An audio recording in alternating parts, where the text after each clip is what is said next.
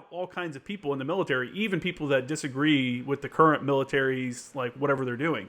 Did Yeah. you run into that as a leader in your platoon or in your company where you saw people that didn't even want to go to Iraq or they thought it was an unjust war and like I don't want to be there? Yeah, we did have one incident where we were getting close to getting ready to go to Iraq when I was in 2-8. And like one guy, he was in my platoon and not exactly the strongest performer. And he just said basically like, yeah, I don't think I want to go, like, God's going to decide who wins this and something of that nature. And I remember I heard General Mattis say one time, and I thought it sounded pretty cool. And it was like, God's just gonna, like, we'll decide who wins this war and who doesn't. Like, God will be there observing. Like, it's not like he wants to pick a side and see his children kill each other and stuff like that. So I just said, hey, listen, God's not going to decide. He's just going to observe. It's going to be us on the battlefield who will decide who wins. And next thing you know, I get a congrat written against me. And so that's basically like the Marine's mother called the congressman and wrote this letter. And I come into work one day, and basically we had to tell the entire company to stay in their barracks. And they shut down a day of training for us. And we kind of had to go through everything to kind of like work this out. And just the guy didn't want to go to Iraq. And it was like, hey, too bad. Like, this is what you signed up for. You're a big boy. You knew this was going.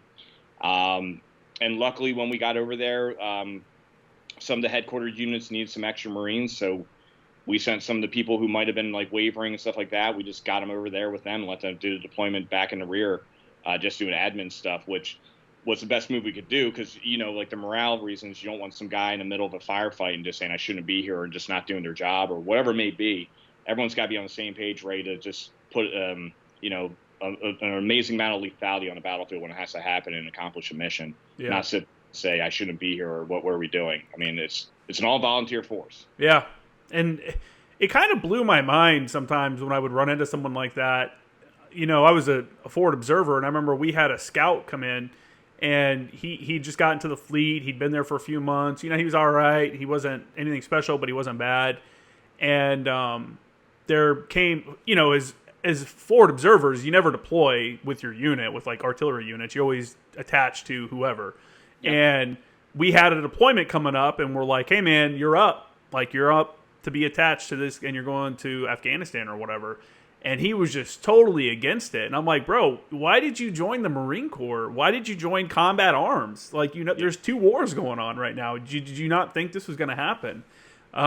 Same kind of deal like what you did. We, at the same time, another IA popped up, individual augment position popped up, and they needed someone in Okinawa. And we're like, all right, dude, you're going to Oki because we got a whole crew of guys here that want to go, because a whole stable of forward observers that are just itching to get out, get away from training and go play the big game, So it's just kind of weird that those guys still join the Marine Corps and then are surprised.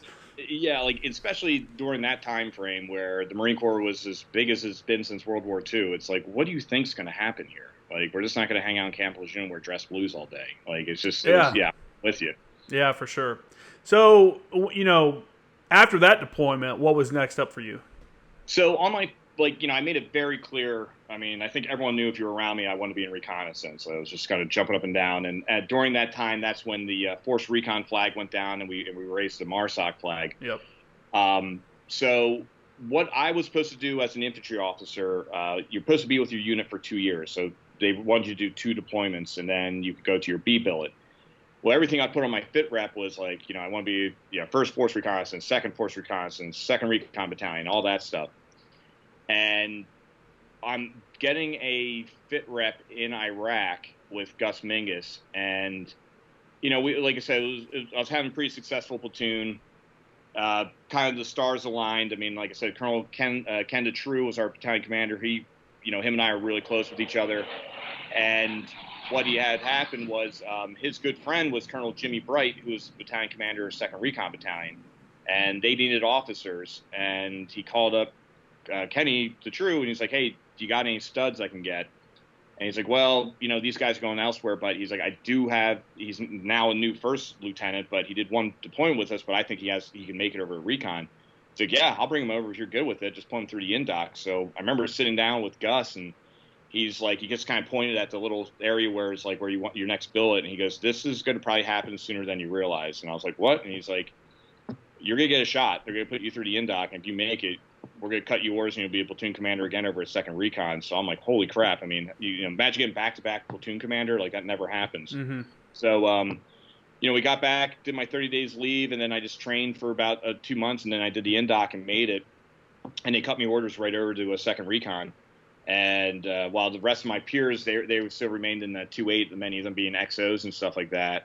And it was like an honor. I'm like, man, I'm already in recon, and we were getting ready to leave, go back to Iraq 6 months after that. So I literally like was back I did a 1-to-1 pretty much. I was gone for 7, back for about 6.5, and then I went back over for 7 again.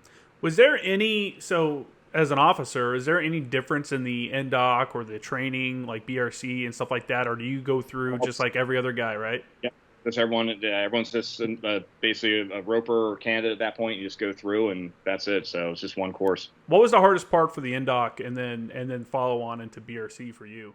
So